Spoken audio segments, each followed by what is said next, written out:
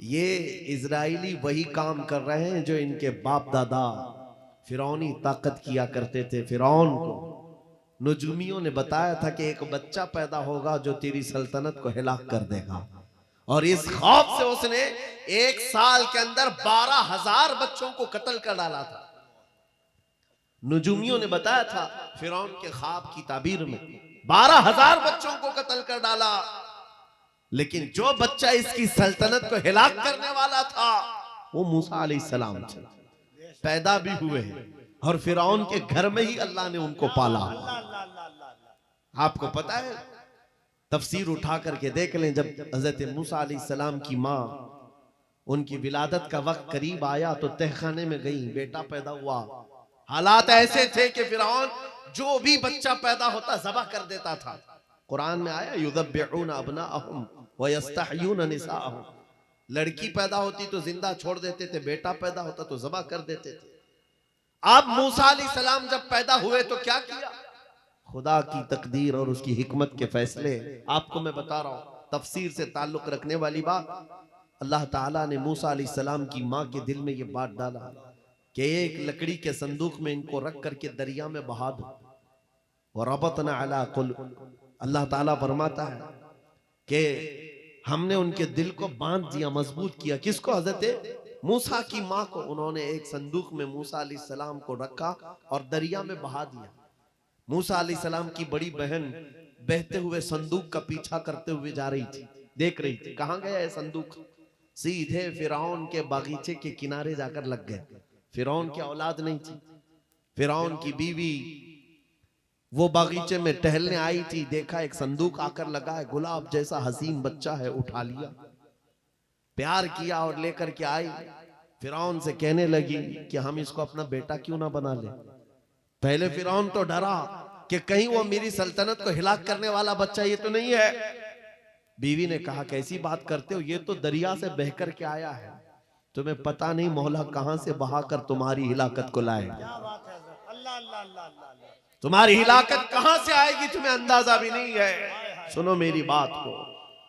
फिरौन ने बीवी की बात मान ली। मूसा अलैहिस्सलाम की परवरिश फिरौन के घर में हो रही है, फिरौन के घर में, और वो भी किस शान से। मूसा अलैहिस्सलाम पैदाइशी बच्चे हैं, दूध पिलाने की बात आई तो किसी दाया का दूध आप पकड़ते नहीं। मूसा अलैहिस्सलाम की बहन भी वहां खड़ी सब देख रही थी। फिरौन की बीवी से कहा मैं एक दाया को जानती हूं जिसका दूध हर बच्चा पकड़ लेता है। कहा बुला लाओ, हम शाही खजाने से उसे इनाम भी देंगे। वो गई और अपनी माँ को ले आई, अपनी माँ को ले आई। मूसा अलैहिस्सलाम अपनी माँ के गोद में गए, जैसे ही सीने से लगाया दूध पीने लग गए। बादशाहत में खुशी, और मूसा अलैहिस्सलाम की माँ को इनाम और इकराम भी दिया गया। हर बच्चे की परवरिश के लिए मूसा अलैहिस्सलाम की माँ को फिरौन के घर में रखा गया। तुम्हें पता है रब तबारक व तआला की हिकमत के फैसले। वमकरू वमकरल्लाह वल्लाहु खैरुल माकिरीन। मेरा रब फरमाता है काफिर मंसूबा बनाते हैं और अल्लाह खुफिया तदबीर करता है, और रब की खुफिया तदबीर गालिब आती है। मूसा अलैहिस्सलाम जवान हुए फिरौन के घर में, फिरौन के घर में जवान हुए। उसके बाद फिर आपने जब अपनी नबूवत के बाद दावत हक पेश की तो फिरौन जानी दुश्मन हुआ। उसके बाद जो हालात हुए आपको पता है। फिरौन मूसा अलैहिस्सलाम को मारने के लिए पूरी फौज लेकर पीछे निकला। मूसा अलैहिस्सलाम समंदर में चल करके आगे गए, रास्ते आपके लिए खुल गए। फिरौन भी उसी रास्ते पर आया। अल्लाह फरमाता है कि हमने समंदरों को मिला दिया, गर्क कर दिया फिरौन को। एक छोटी सी तारीख में आपको बता रहा हूं, 12,000 बच्चों का कत्ल किया इस डर से कि मुझे हिलाक करने वाला बच्चा ना पैदा हो। लेकिन जो बच्चा तेरी सल्तनत को हिलाक करने वाला था वो तेरी नाक के नीचे परवरिश पा रहा था। आज इन जालिमों ने गद्दा के हजारों बच्चों को सिर्फ इसलिए मारा है कि ये बड़े होकर के मुजाहिद ना बन जाए, ये बड़े होकर के हमें आंख दिखाने वाले ना बन जाए। और बाज़ाब्ता स्टेटमेंट में ये कहते भी हैं इन बच्चों को कत्ल करने से हमें कोई खौफ नहीं, कोई आपत्ति नहीं है, कोई तकलीफ नहीं है, इसलिए कि बड़े होकर के ये हमें आंख दिखाने वाले बनेंगे। ये डर तुम्हारा बता रहा है कई हजार बच्चों को भी तुम कत्ल कर लो, लेकिन तुम अल्लाह की उस हिकमत से गाफिल हो जालिमो। वो अनकरीब पैदा होगा जिसको दुनिया सलाहुद्दीन कहती है, वो अनकरीब होगा। मेरे अजीजों, आज के नौजवानों से मैं ये कहता हूं, तुम्हारे दौर में भी ये डरा सहमा हुआ जो माहौल है, लोग बनाने की कोशिश कर रहे हैं। अभी देखना और हालात खराब किए जाएंगे। हमारी हुकूमत आएगी तो मस्जिदों को तोड़ डालेंगे, मदरसों को तोड़ डालेंगे। इन जालिमों को लगता है तुम्हारे सारे बिल्डोजर में ही ताकत है। सिर्फ ताकत इसी का नाम है। राज मिल जाए, तख्त मिल जाए, उस वक्त कुछ लोगों के ऊपर जुल्म करना आसान है। जिस तरह चंगेज ने भी किया, हलाकू ने भी किया, बड़े बड़े जालिमों ने किया है, और उनका हशर भी तुम्हें मालूम होना चाहिए। इंशाअल्लाह वो वक्त आएगा जब खसो खाशात की तरह तुम बहा दिए जाओगे, अखबारों में तुम्हारा नाम तक ना होगा। और अगर कुछ बाकी रहेगा तो क्या रहेगा? न घबराओ मुसलमानों, अभी खुदा की शान बाकी है। अभी इस्लाम जिंदा है, कुरान बाकी है। ये जालिम काफिर क्या समझते हैं जो रोज हमसे उलझते हैं? अरे अभी करबला का आखिरी मैदान बाकी है। नारे तकबीर, नारे रिसालत, मुहाफिज़े नामूसे रिसालत, मसलके आला हजरत। नौजवानों, इस यकीन के साथ और ईमान के साथ अपनी जिंदगी को आगे बढ़ाओ। खुदारा मैं तुमसे कहता हूं, अगले दिनों के बाद जब तुम्हारे इम्तिहान का वक्त आएगा, हर उस्ताद अपने बच्चे को इम्तिहान की तैयारी करा रहा होता है। बेटा सवालात ऐसे आएंगे, टाइम इतना होगा, स्क्वाड भी होंगे, चेक करने वाले एग्जाम हॉल में बार बार आएंगे, तुम्हें देखेंगे। उस वक्त तुम खौफ से अपने हाथ में कपकपी नहीं पैदा करना, दिल को जमाना और अपना इम्तिहान मुकम्मल करना। यह हर उस्ताद अपने बच्चों को तरकीन करता रहता है। अजीज़ान गिरामी वक़ार, इस मिंबरे नूर से मैं आपको इस बात की तलकीन करके जाता हूं, इम्तिहान की घड़ी अनकरीब आने वाली है, आपके साथ भी। और जो इम्तिहान तुम्हारा होगा वो इस्तिकामत का इम्तिहान होगा, तुम्हारे ईमान पर जमे रहने का, तुम्हारे डटे रहने का इम्तिहान होगा। देखना बहुत सारे पार्टी बदल लेंगे, बहुत सारे मसलहतों के पर्दों में छुप जाएंगे, बहुत सारे लोग किसी की धोती में पनाह ले रहे होंगे, कोई किसी की साड़ी में पनाह ले रहा होगा, लेकिन जो आशिक मुस्तफा है वो बढ़ चढ़ करके ये ऐलान कर रहा होगा, अपना सब कुछ गुंबद खजरा कल भी था और मेरे नबी से मेरा रिश्ता कल भी था। और बस इस बात के साथ तुम्हें जमे रहना है, यकीन के साथ, एतमाद के साथ। अज़ीज़ान गिरामी वक़ार, कौन सी ऐसी ताकत है, कौन सी ऐसी कुव्वत है जिसने इस्लाम को खत्म किया या खत्म करने की ताकत रखती है? अल्लाह करीम जल्ल शानुहु खुद कुरान पाक में फरमाता है, युरीदूना लियुत्फिउ नूरल्लाहि बिअफ़वाहिहिम व यअबल्लाहु इल्ला अन युतिम्मा नूरह। अल्लाह फरमाता है, ये जालिम अपने मुंह के फूंकों से इस्लाम के चिराग को बुझाना चाहते हैं, और अल्लाह तबारक व तआला इस चिराग को मुकम्मल करके रहेगा। दीन इस्लाम, अभी आप सुन रहे थे, इस्लाम था, इस्लाम है, इसके साथ कुछ नहीं होना है, आपका इम्तिहान होना है। हमारे मरने के बाद अल्लाह ताला इस दीन की हिफाजत के लिए औरों को पैदा करेगा। वो कादिर मुतलक चाहे तो सख्त जानी दुश्मनों से भी ईमान वाले पैदा कर सकता है। हाँ, ये बात याद रखिए आप। ततारी जिन्होंने बगदाद को हिलाक करके रखा था, रब तबारक व तआला ने उन्हीं के सीनों में ईमान की दौलत दी और वो मुहाफिज़े इस्लाम बन गए। हमारे दौर में भी जितने आतंक मचा रहे हैं, कल इनके बच्चे ये नारा लगाएंगे, इस्लाम था, इस्लाम है, इस्लाम रहेगा। हाँ, जितने आतंकवादी हैं सब नारा लगाएंगे इंशाअल्लाह। आप इंतजार करें इस बात का, लेकिन तुम अपने इम्तिहान में जमे रहो, डटे रहो। अगर तुमने नबी पाक सल्लल्लाहु अलैहि वसल्लम के इस दीन के साथ, इस शरीयत के साथ नाइंसाफी की, तो कल मेरे आका को क्या जवाब दोगे? कल मैदान क़यामत में तुम्हें खड़े होना है। हुजूर पाक सल्लल्लाहु ताला अलैहि वसल्लम की बारगाह में जवाब देना है। अगर मेरे आका ने पूछ लिया कि जिस वक्त मेरी शरीयत पर हमले हो रहे थे, जिस वक्त मेरे दीन को कुत्ते नोचने की कोशिश कर रहे थे, ऐ नौजवान बता तू मेरी सुन्नतों के साथ कितना अमल कर रहा था, तुम क्या जवाब दोगे? आका मैं आपकी दाढ़ियां निकाल करके गटर नालियों में फेंकता था, मैं यहूदियों और ईसाइयों के तरीकों पर चलता था, क्या तुम नबी पाक को ये जवाब दोगे? आका रात भर में गाने सुन करके सोता था, सुबह फजर की नमाज कज़ा करता था, ये जवाब दोगे? क्या जवाब दोगे? आपके पास अगर जवाब नहीं देने की ताकत है तो आज ही बदल डालो, जिंदगी बदल डालो, आज इनकलाब ले आओ। देखना मैं अक्सर ये बातें कहता हूं ना, मैं चाकू छुरी की बात करता हूं, ये तो शायर लोग तलवार उठाने की भी बात करते हैं। हाँ ये कहते भी हैं समझौता नहीं होगा तलवार उठ जाएगी, मैं तो तलवार की भी बात नहीं करता। अरे प्लास्टिक का ब्लेड भी रख लो तो कल को हमको आतंकवादी घोषित कर दे। बम बारूद बंदूक किसी चीज की बात नहीं करता, सिर्फ इतनी बात करता हूं नबी पाक के इश्क में मलबूस होकर तुम सिर्फ रास्तों में चलते फिरते रहोगे, तुम्हारी चलत फिरत से कई कीड़े यूं ही मर जाएंगे। हक है, वाह वाह, बहुत खूब। हुजूर पाक की सुन्नतों में वो दम है, वो असर है, तुम्हारी चलत फिरत से कई कीड़े फना हो जाए।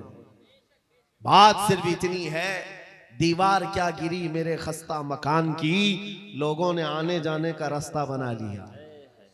होता यही है, कोई पुराना घर गिर जाए ना, लोग इधर से उधर आने का रास्ता बना लेते हैं। आज हमारी जमात के अंदर इंतशार हुआ, नौजवानों में आवारगी आ गई तो हर कुत्ता हमको ही टारगेट करने लग गया, हर कुत्ता हमें ही भौंकने लग गया। मेरे अजीजों, शिद्दत से आज उस सलाहुद्दीन अय्यूबी की बात याद आती है। क्या आपको पता है उनका दौर ऐसा है कि यहूदी माएँ, ईसाई माएँ अपने बच्चों को थपकियां देकर सुलाती थी, कहती बेटा सो जा नहीं तो सलाहुद्दीन आ जाएगा। हालांकि जुल्म से कोई तख्त नहीं बिछाया था, सुन्नते मुस्तफा का रौब ऐसा कायम था, हुजूर के इश्क का रौब कायम था, जिसकी वजह से पूरी दुनिया में उनकी तूती बोलती थी। आज करोड़ों की तादाद में है, करोड़ों की तादाद में जालिम हमें आंख दिखा रहे हैं। हमारे बच्चों का कत्ले आम, हमारी औरतों की इज्जतें नीलाम, हमारी गर्दनों पर राज, और बगैर किसी खौफ के शायर इस्लाम पर भौंकना आज की आदत सी बन गई। नौजवानों, तुम्हारे अंदर अगर ज़मीर बेदार है, गैरत मौजूद है, तो अपने आप को बदल डालो। जवाब देने का एक वक्त आएगा, इंशाअल्लाह वक्त आएगा जवाब देने का। लेकिन पहले मैं आपसे सिर्फ इतनी इल्तिमास करता हूं कि अपने आप को बदल लो। कल को हमारे पास फख्र होगा, फख्र के साथ किसी मैदान में उतरेंगे, वो तुम्हारे होलियों को ऊपर से नीचे देखते रहे और पूछते रहे ये कौन सी मखलूक है, ये कहां से आई हुई जमात है, तो हम सीना तान करके कहेंगे ये मोहम्मद अरबी के शेरों की जमात है। आज क्या हम दिखाएं लोगों को? गुटखा खाने वाले लोग दिखाएंगे। हम नौजवानों को बालियां पहने हुए, हाथों में चूड़ियां पहने हुए, चोटियां डाले हुए, जीन्स फटी हुई और बालों में दाढ़ियों में डिजाइन किए हुए ये नौजवान ला करके हम खड़ा करेंगे। मेरे अजीजों, दुनिया के ऊपर अगर हैबत तारी होती है तो सिर्फ आशिकाने मुस्तफा से होती है, हुजूर के गुलामों से होती है। आज से 3 साल पहले पैरों से माजूर एक खादिम हुसैन ललकारता था, व्हील चेयर पर बैठ करके ललकारता था। अरे सफेद दाढ़ी हो चुकी, उम्र काफी है, सफेद दाढ़ी, पैरों में माजूरी, लेकिन पूरी दुनिया में ऐसी हैबत तारी कि यूरोप की जमीन भी हिलती नजर आए। हॉलैंड की पार्लियामेंट में बाज़ाब्ता उनको लेकर कहा जाए ये आदमी मोस्ट डेंजरस है, बहुत ज्यादा डेंजर है। हम सोचते हैं ये तो पैरों से माजूर सफेद दाढ़ी वाला व्हील चेयर पर बैठा हुआ तुम्हारे लिए कैसे डेंजर हो गया? तुम्हारे पास तो बहुत बड़े बड़े मिसाइल, एटम बम है, सब कुछ है। पता ये चला कि रब तबारक व तआला जो हैबत डालता है वो आशिक मुस्तफा की हैबत डालता है। हक है, नबी पाक की सुन्नतों पर आमिल। या रसूल अल्लाह,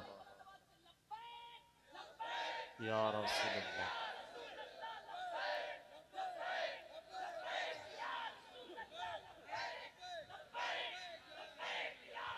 सैयदना उमर इब्ने खत्ताब रज़ी अल्लाह तआला अन्हु का दौर है। सहाबा इकराम एक इलाके को फतह करते हैं। वहां का जो गवर्नर था, वहां का जो सुल्तान था, वो गिरफ्तार हो गया। दूसरे मजहब से ताल्लुक रखता था और उसने तलवार उठाई थी, इनके खिलाफ कैद हो गया। लेकिन जब कैद होकर के आया तो जाहिर सी बात है, हमारे खिलाफ तलवार उठाए थे, अब फंसे हो तो मार खाओगे, अब तुम्हारी मौत होगी। लेकिन मुजाहिदीन इस्लाम थे, हजरत उमर के पास पेश किया, कहा कि इसका क्या करना है। कहा अगर वो इस्लाम में आता है तो उसकी जान बख्श दी जाए। उस बादशाह से कहा गया कि तू अगर ईमान ले आता है तो तुझे तेरी जान भी वापस और तेरा मुल्क और तेरी सल्तनत भी तुझे लौटा दी जाए, तू ही बादशाह, तू ही गवर्नर है। उसने कहा मेरा दीन इतना आसान नहीं है कि मैं बादशाहत लेने के लिए अपना ईमान छोड़ दूं, नहीं हो सकता, नहीं हो सकता।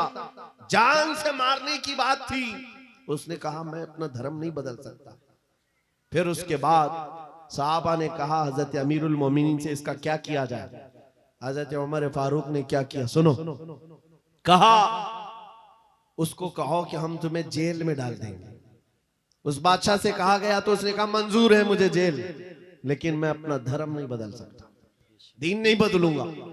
हजरत उमर ने कहा जेल में डाल दो और 10 सहाबा को भी उसके साथ जेल में डाल दिया। इनका कोई कसूर नहीं था।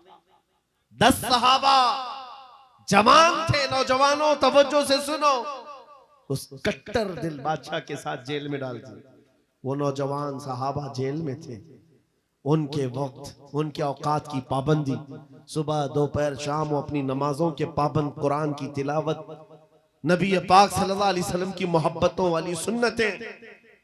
8 दिन नहीं गुजरे थे, वो बादशाह इन नौजवानों को बार बार देखता था। पलट करके उसने कहा तुम्हारे अमीरुल मोमिनीन से मुझे मिलना है। पैगाम पहुंचाया गया हजरत उमर के पास। कहा लाओ उसको। पेश किया गया बादशाह को, जेल के बाहर ला करके हजरत उमर के पास। कहा क्या कहना चाहते हो। कहा ईमान लाना चाहता हूं, ईमान लाना चाहता हूं। कहा हमने तो इससे कबल तुम्हारे सामने पेशकश रखी थी, क्यों नहीं लाए। उस वक्त तो तुम्हारी सल्तनत भी तुम्हें वापस करने की बात की गई थी, तब भी नहीं लाए। जेल में डालने की बात की गई, तब भी नहीं लाए।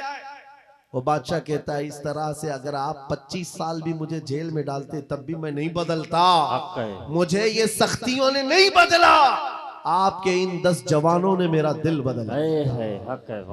इनके अखलाक और किरदार मैंने देखा, फिर मेरा दिल गवाही देने लगा ये झूठों की जमात नहीं हो सकती। और मैंने इनकी सुबह देखी, इनकी शामें देखी, इनका उठना बैठना, इनकी नमाज, इनकी इबादतें, इनका गिड़गिड़ाना, ये सब देख करके जवानों में मेरा दिल पसीज गया।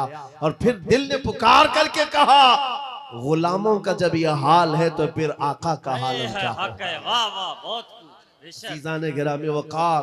बदल सकते हो, आज भी बदल सकते हो कि अगर तुम्हारे अखलाक, तुम्हारा ईमान मजबूत हो जाए, पत्थर दिलों को भी बदल सकते हो। बस बात इतनी है कि अमल के मैदान में तुम्हें आना है, उनके दिलों को बदलना मेरे मौला की शान है, रब तबारक व तआला की शान है।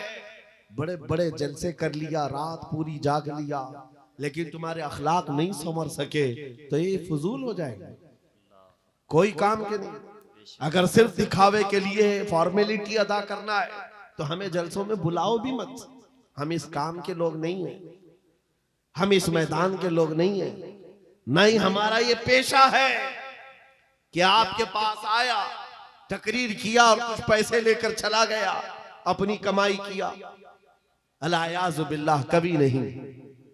सिर्फ एक दर्द लेकर के चलते हैं कि हमारी जमात में से वो नौजवान किस दिन उठेगा जो इकबाल का जवान था, सुना है कुदसियों से मैंने कि वो शेर फिर होशियार होगा। बेशक।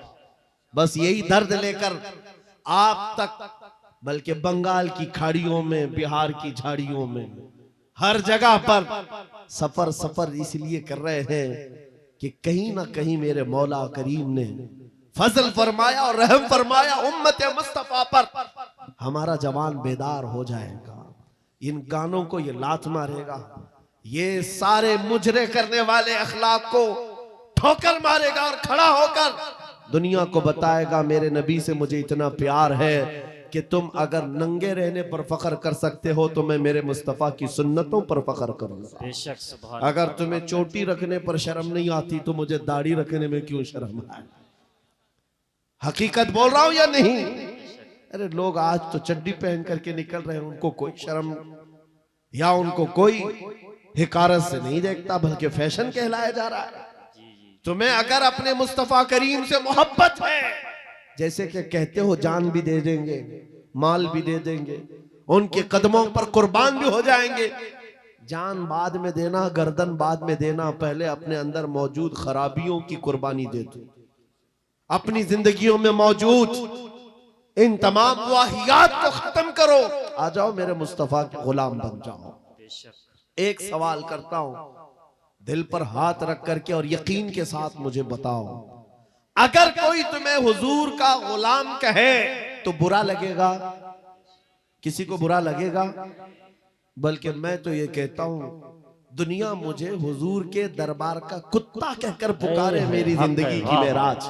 बेशक हमारी सआदत है, हुजूर के दरबार का कुत्ता कहलाना भी हमारे लिए फख्र है। आपको अगर कोई गुलाम कहता है तो एतराज है आपको बुरा लगेगा?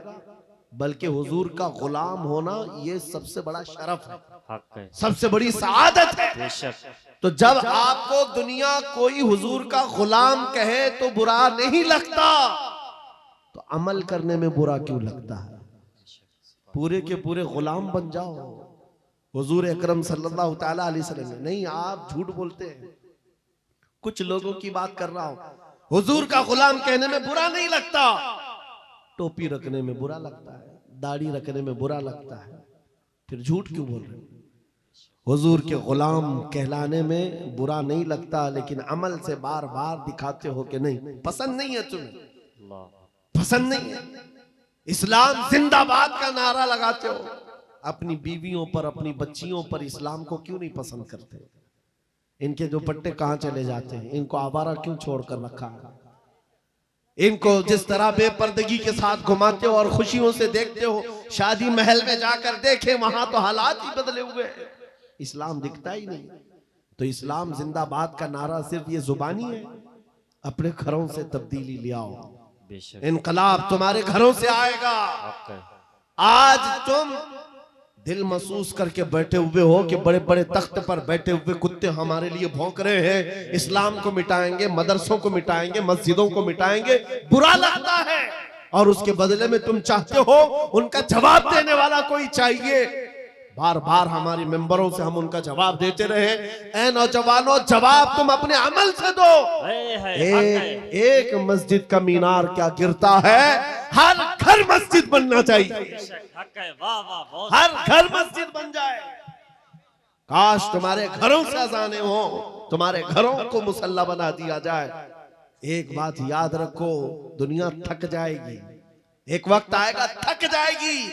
कल को देखना इजराइल भी थक चुका होगा मार मार करके। अब आएंगे वो युद्ध विराम करने के लिए कि हम समझौता करेंगे, बस खत्म हो गया।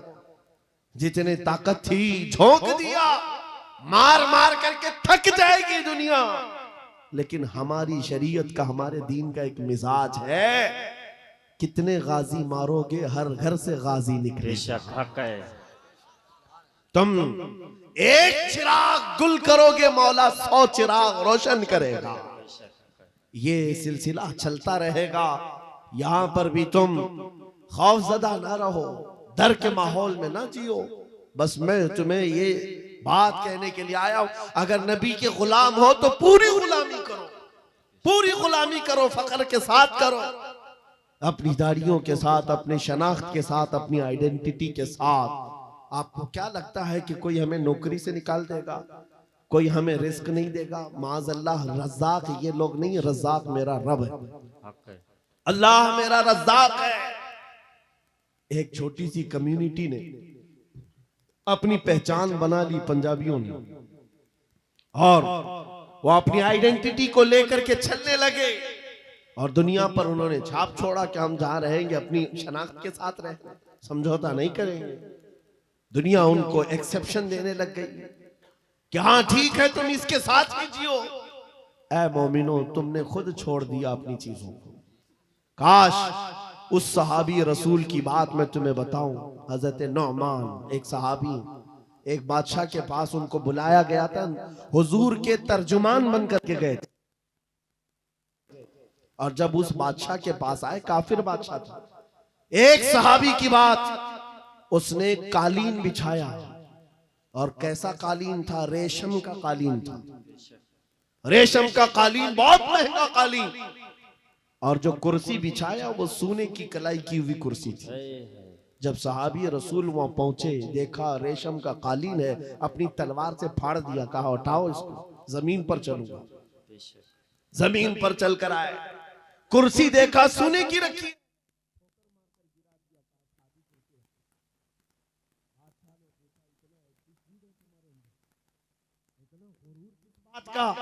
तुम्हारी इज्जत के लिए ये रेशम का कालीन बिछाया, सोने की कलाई की हुई कुर्सी रखा। उस साहबी ने कहा, बादशाह ये गुरूर नहीं, ये तकब्बुर नहीं है। मैं मदीने वाले मुस्तफा का गुलाम हूं, जिनका फरमान है कि मर्द के लिए रेशम का इस्तेमाल हराम है, मर्द के लिए सोने का इस्तेमाल हराम है। मैं दुनिया में जहां कहीं रहूंगा, एक सोने की कुर्सी क्या 1000 कुर्सी रखे, मैं ठोकर मार दूंगा। अपना सब कुछ गुंबद खजरा, मेरे नबी से मेरा रिश्ता। उन सहाबा का ये ऐलान था, उनका ये ऐलान था, जहां रहेंगे हम अपनी आइडेंटिटी के साथ रहेंगे। ये नहीं कि तुम जालिमों के बीच में बैठ गए, शराब का दौर चल रहा है, तुम भी उठाए पी लिए। दोस्ती में तुम भटक गए, औबाश अय्याश नौजवानों की दोस्ती में तुमने वहां पर चरस गांजे भी ले लिए। तुम्हें उस वक्त नबी पाक का ख्याल नहीं आया, हुजूर पाक सल्लल्लाहु अलैहि वसल्लम की निस्बत का ख्याल नहीं आया। एनी टाइम, हर जगह पर तुम अपने नबी से जुड़े हुए हो। आज ये अहद करके उठो, जिंदगी के जिस शोबे में भी जाऊंगा, मैं मदीने वाले आका का गुलाम बन करके जीऊंगा। ये अहद करेंगे इंशाअल्लाह।